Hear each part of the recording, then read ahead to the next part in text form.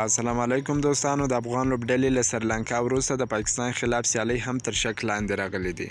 ټاکل شوې ده چې افغان کرکټ ملي لوبډله به د روان کال جولای میاشت کې د سریلانکا لوبډلي سره درې ورځنۍ سیالي ترسره کړي چې د کرکټ نړیوال شورا FTP پروګرام ترڅنګ د ورلد کپ سوپر لیګ په چوکاټ کې هم شامل دي. ویډیو تر اخره را سره وګورئ. که په دې چینل کې نوی یاست افغان خوشحال یوټیوب چینل هم در سره سبسکرایب کړئ. افغان کرکټ انفو ته ورکړل شوي معلومات ښایي چې افغان کرکټ بورډ په همدغه نیټه کورنۍ شپږیزه کرکټ لیګ سیالۍ هم ترسره کوي چې ممکن د سریلانکا خلاف سیالۍ تر نامعلومې نیټې وځنډول شي.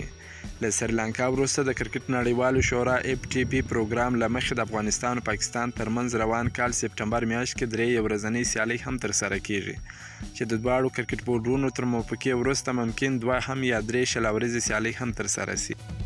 که افغان کرکټ بورډ یا د سیالیو نیټه را وړاندې نه کړي نو ممکن دغه سیالۍ هم د سریلانکا او هندوستان پر وړاندې د سیالیو برخلیک سره به مخ شي. خو داسې کومه خالیګان نه ښکاري چې افغان لوبډله له سپټمبر وړاندې د پاکستان خلاف سیالۍ ترسره کړي.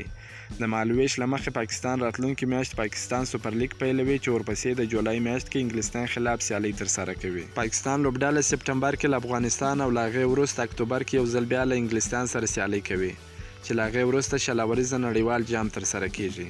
د اماراتو لوبغالو بوختیا له امله ممکن هڅه وشي چې د افغانستان او پاکستان ترمنځ سیالۍ د افغانستان په ځای د پاکستان په کوربتوب په پاکستان کې ترسره شي. خو وروستي معلومات دا دي چې هندوستان به روان کال سپټمبر او اکتوبر میاشتو کې د 14 پړاو پاتې IPL سیالۍ د متحده عربي اماراتو په کوربتوب ترسره کړي چې افغانستان او پاکستان ترمنځ په سیالۍ هم منفي اغیزه کولی شي. دغه سیالۍ چې د افغانستان په کوربتوب اماراتو کې ترسره کیږي افغانستان به د کوربتوب لوبغالی ونه لري. ترڅنګ د افغان لوبډلې مهم لوبغاړي هم په همدغه لیګ کې اخیستل شوي دي. افغانستان د کوربتوب لپاره دوه هیوادونه متحده عربي امارات او هندوستان لري چې هندوستان یې د کورونا وایرس او متحده عربي امارات یې د هندوستان پریمیر لیګ له امله کوربتوب نشي کولی. که مو دا ویډیو خوښه شوې ویډیو در سره لایک کړئ. که په دې چینل کې نوی یاست افغان خوشحال یوټیوب چینل هم در سره سبسکرایب کړئ. د نور تازه معلوماتو لپاره هم زموږ سره اوسئ. تر بلې ویډیو پورې د الله په امان.